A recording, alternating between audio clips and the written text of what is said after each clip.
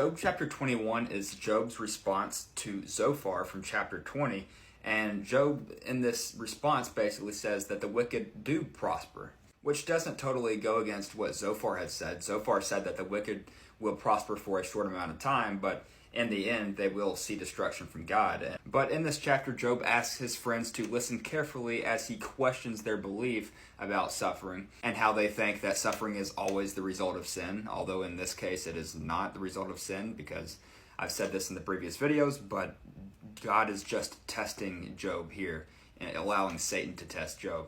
And so Job observes that there are many evil people that enjoy comfort, wealth, and security in their lives, and they even reject God without facing any consequences, at least not during their lifetime, but afterwards they will face consequences. And he argues that their eventual death comes peacefully. So I guess one of Job's points here is that it's a very complex issue, the idea of wickedness versus uprightness. Chapter 22 is Eliphaz's response to what Job said, and this response from Eliphaz is the most harsh response from Eliphaz out of the three, and it says that he accused Job of numerous specific sins, such as mistreating the poor, taking pledges unfairly, denying help to the needy. Meanwhile, there is absolutely zero reason for him to be saying this thing or accusing Job of these things. Eliphaz urges Job to repent of his supposed sins and to seek God, and he promises that if Job does turn back to God, he will be restored, blessed,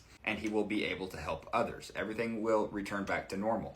Chapter 23 is Job's response to Eliphaz, and in this chapter, Job longs to find God because God feels so far away during this time. He feels lonely, he feels abandoned by God, and he says that if he could speak directly to God, he would be heard and understood. The reason he feels this way is because he feels very confident in the fact that he was living a righteous life, he was obeying God's commands, he was doing everything he could to just be a good person in God's eyes. But Job is frustrated because, again, he feels abandoned by God. He feels like he is nowhere to be seen.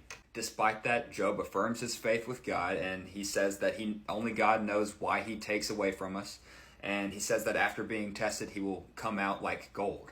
Job trusts that God has a purpose and a plan for all of this suffering, even though he doesn't understand what the reason for it is yet.